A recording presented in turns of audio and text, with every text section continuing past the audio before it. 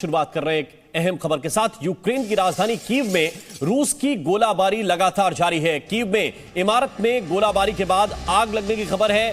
Kyiv के रिहायशी इमारत में आग लगी है। इस वक्त की बड़ी खबर आपको बता रहे हैं। कीव में लगातार हमले हो रहे हैं, लगातार गोलाबारी हो रही है।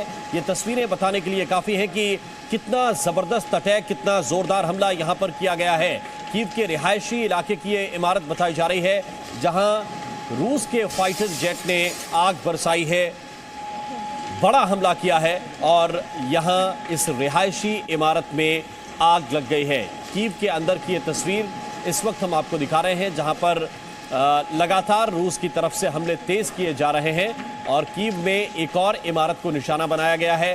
गोलाबारी के बाद किस तरह का सूरत हाल था, ये तस्वीरों के जरिए आपको हम दिखा रहे हैं। तस्वीरें कीव की हैं जहां एक रिहायशी इमारत को रूस के फाइटर जेट्स ने निशाना बनाया है और यहां एक बड़ा हमला हुआ है जिसके बाद उस इमारत में आग लग गई और काफ़ी मशक्क़त के बाद इस आग को बुझाया गया, लेकिन तब तक लगभग सारी चीज़ें यहां जो मौजूद थी वो जलकर खाक हो चुकी थीं।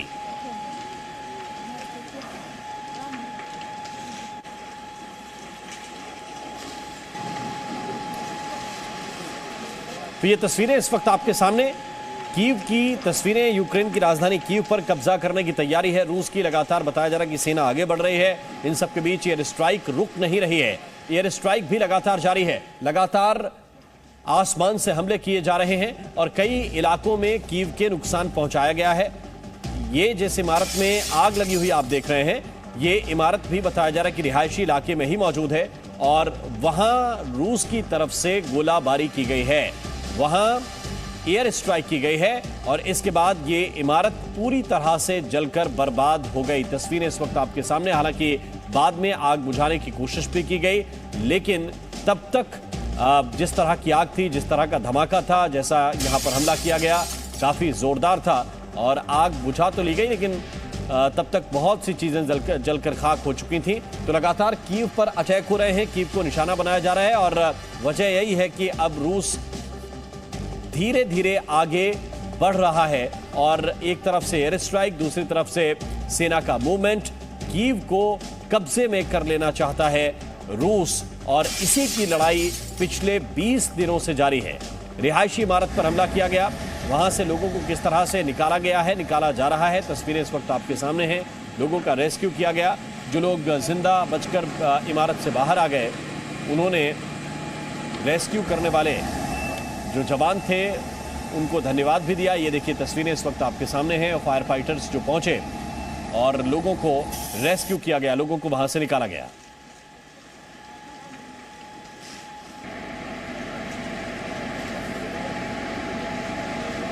और इस वक्त हमारे साथ कीव से कुलदीप जुड़ रहे हैं और साथ ही वॉर्शॉ से इस वक्त हमारे साथ शिवांगी ठाकुर जुड़ रहे हैं। हम दोनों की तरफ चलेंगे, लेकिन सबसे पहले कुलदीप के पास चल रहे हैं। कुलदीप, ये लगातार खबरें आ रही हैं कि कीव पर हमले तेज होते जा रहे हैं। आज भी कुछ जगहों पर एयर स्ट्राइक हुई है। इस वक्त कैसे हालात वहां पर हैं? हालात इस वक्त बिल्कुल आप ठीक कह रहे हैं। एयर स्ट्राइक्स हुई हैं 4 बिल्डिंग्स पर। कल एक मॉल है, लवीना करके मॉल है, सबसे बड़ा यहाँ का मॉल, उस पर भी एयर स्ट्राइक हुई थी, उसको भी नुकसान हुआ है। कुछ रेजिडेंशियल कॉम्प्लेक्स में आग लगी है 2 जगह पर। एक और मेट्रो लुकियानव का है, उसके साथ उस पर नुकसान हुआ है। असाकर की एक जगह है, उसमें नुकसान हुआ है। तो बम तेज कर दिए गए। इवन आज रात को 8 बजे से 2 दिन का कर्फ्यू लगा दिया गया है। कोई भी आदमी बाहर नहीं निकल पाएगा। आज रात 8 बजे से 2 दिन तक का कर्फ्यू है, अभी अनाउंस हुआ है 2 मिनट पहले। बिल्कुल, तो 2 दिन का कर्फ्यू कीव में लगा दिया गया है। ये कुलदीप बड़ी खबर इस वक्त दे रहे हैं और बड़ी जानकारी कीव से हमें अपडेट कर रहे हैं। 2 दिन का कर्फ्यू रहेगा। क्या इसकी वजह कुलदीप यही है कि जिस तरह से एयर स्ट्राइक हो रही है, पता नहीं कब कहां पर बम गिराया जाए?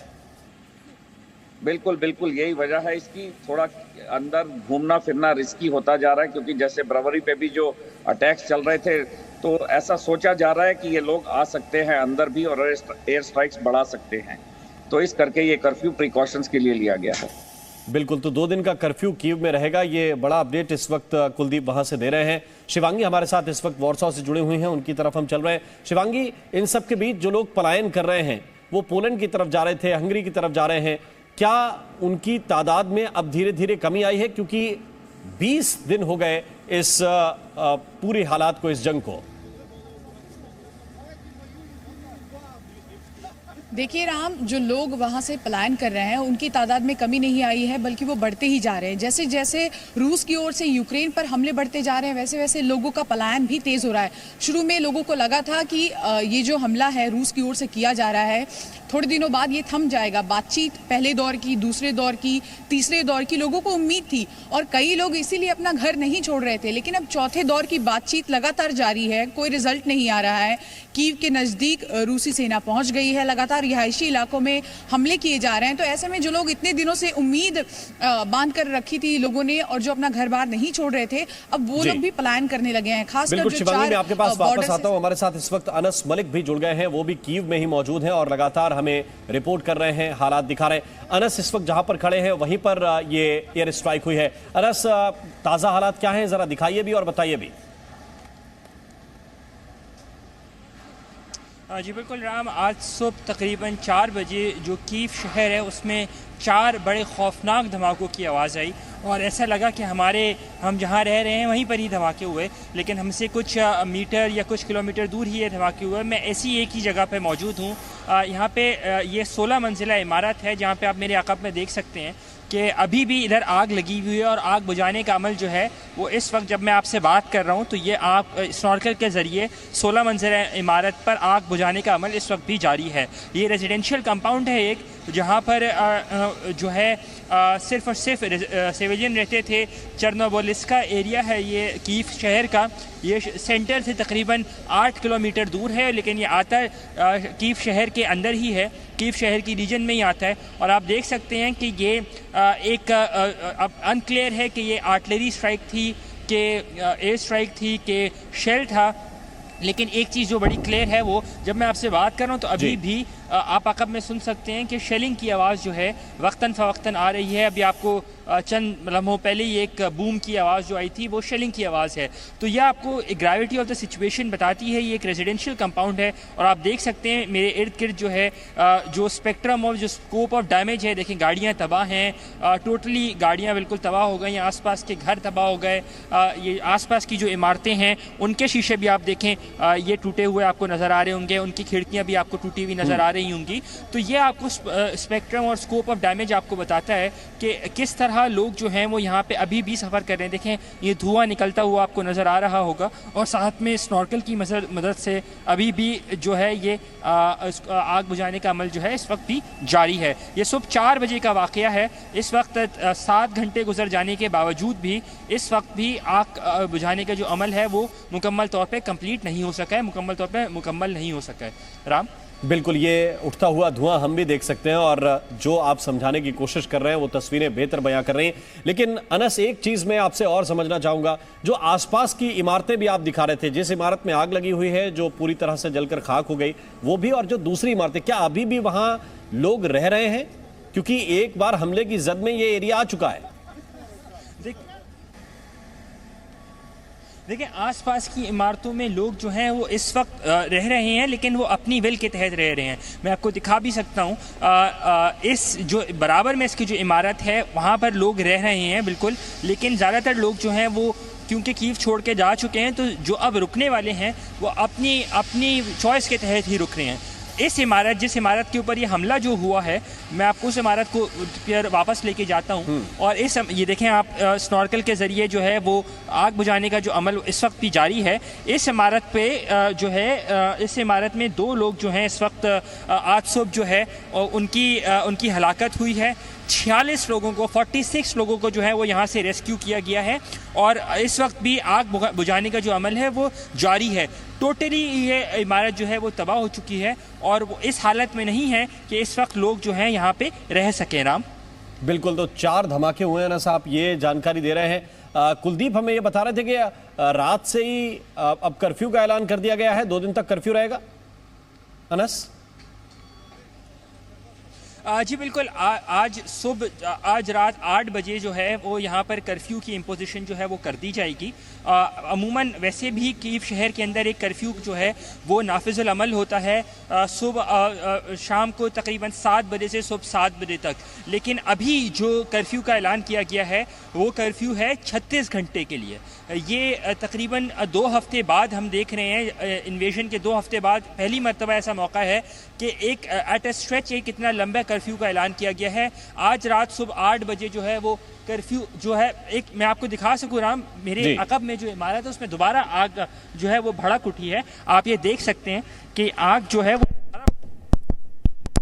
इस वक्त जो है वो फायर फाइटर्स जो हैं वो उससे आग बुझाने का जो अमल है वो जारी रखे हुए हैं। आप देख सकते हैं कि आग किस तरह दोबारा एक बार फिर इस बिल्डिंग के अंदर आग भड़क उठी है और वहाँ पर अब ये स्नॉकल मूव हो रहा है। और ये वही बिल्डिंग है जिसको आज सुबह तकरीबन 4 बजे से 5 बजे के दरमियान में जो 4 धमाके हुए उनमें से एक धमाका, एक जो स्ट्राइक थी वो इस बिल्डिंग पर की गई। और जब मैं आपसे बात कर रहा था, जब हम लाइव कर रहे थे जिस वक्त आग बुझाने का अमल जारी था, तो उसी दौरान इस बिल्डिंग में आप देख सकते हैं दोबारा से आग भड़क उठ चुकी है।